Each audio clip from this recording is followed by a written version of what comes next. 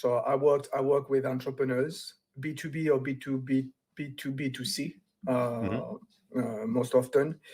People who have been in the running their NSME for like maybe 4 or 5 years minimum, and they reach a plateau. You know, they've been experiencing some good level of growth, but they reach a plateau, and they're stuck. Yeah. Somehow they know that they are stuck, but somehow they can't do anything about it Mm. for whatever reasons. What would you find is the most common reason for that? What's the typical reason? Typically, I mentioned it in the introduction. When you get your head lost into operations, you know, you're an entrepreneur at the Yeah. beginning of the journey, you do everything by yourself, right? But as the company grows, you should do a little bit less of those things, you know, Hmm. take a step back, be less involved in operations, and so that you can concentrate on building the business around you, well, or Yes. below you. But it's very difficult for entrepreneurs to do that, and That so they want to transition be, period. yeah, they want to be Yeah. everywhere at the same time. But you can't do that. No.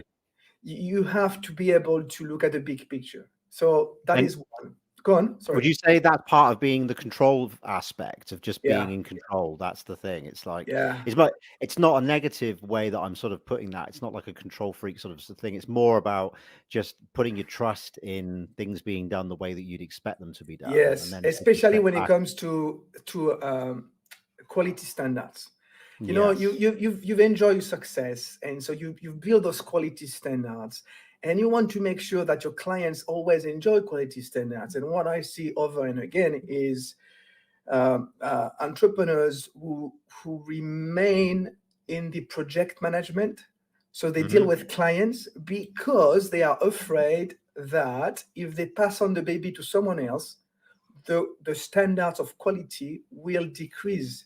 You know, standards they have been building for years. Yeah.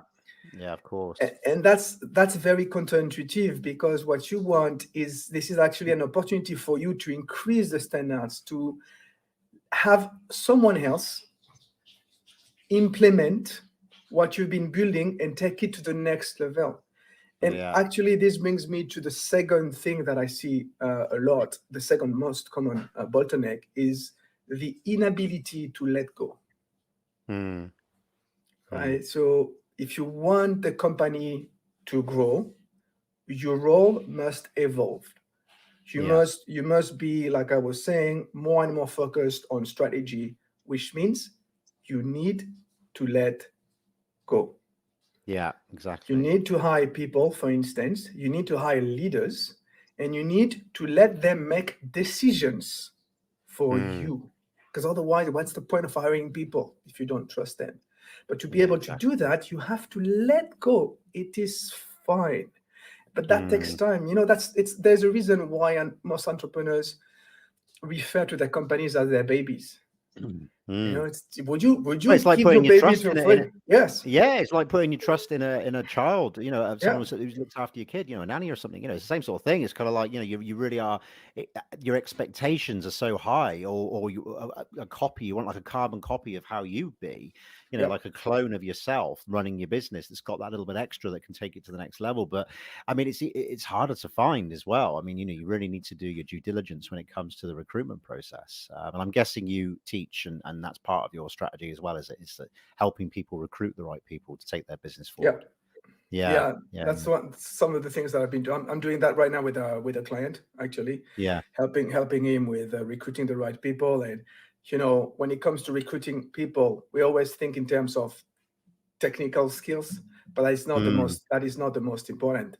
The most important is the soft skills, the interpersonal skills, the yes, attitude, the behaviors, because those cannot be taught.